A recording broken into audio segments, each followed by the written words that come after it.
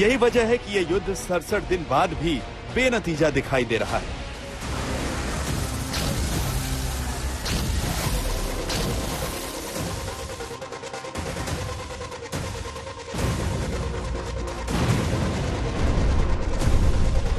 रूस यूक्रेन को तबाह कर चुका है और पूर्वी और उत्तरी हिस्से को अपने कब्जे में ले चुका है।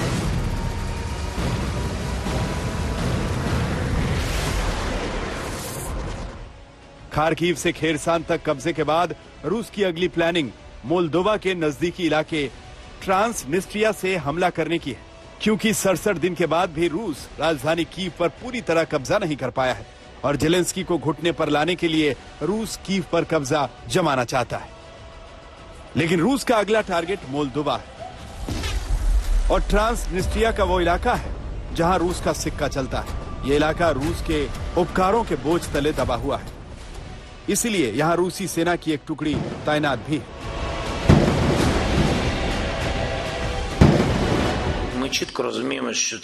हम स्पष्ट रूप से समझते हैं कि एक रूसी कदम है। वहां पर स्पेशल फोर्स काम कर रही है, ये फेक न्यूज नहीं है। रूस मोल्दोवा को डर दिखाकर इस क्षेत्र को अस्थिर करने की कोशिश कर रहा है।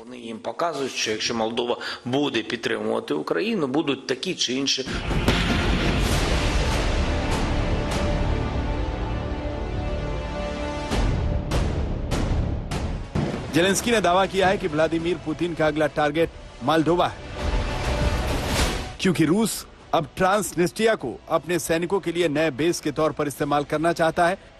मोल्दोवा एक ऐसा छोटा सा देश है जिसकी सीमा यूक्रेन से लगती है और यूरोप पर इनडायरेक्ट तरीके से अटैक किया जा सकता है।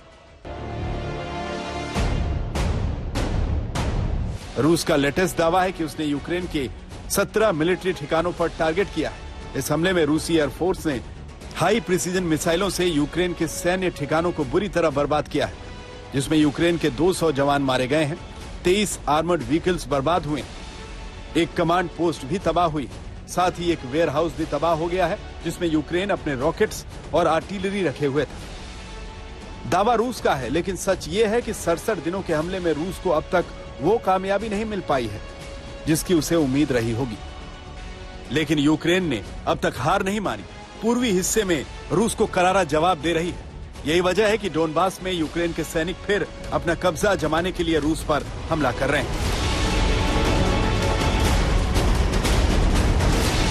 आज तक पहुंचा है ब्रावनकोवो एरिया में, जो कि डोनबास रीजन के बेहद नजदीक है।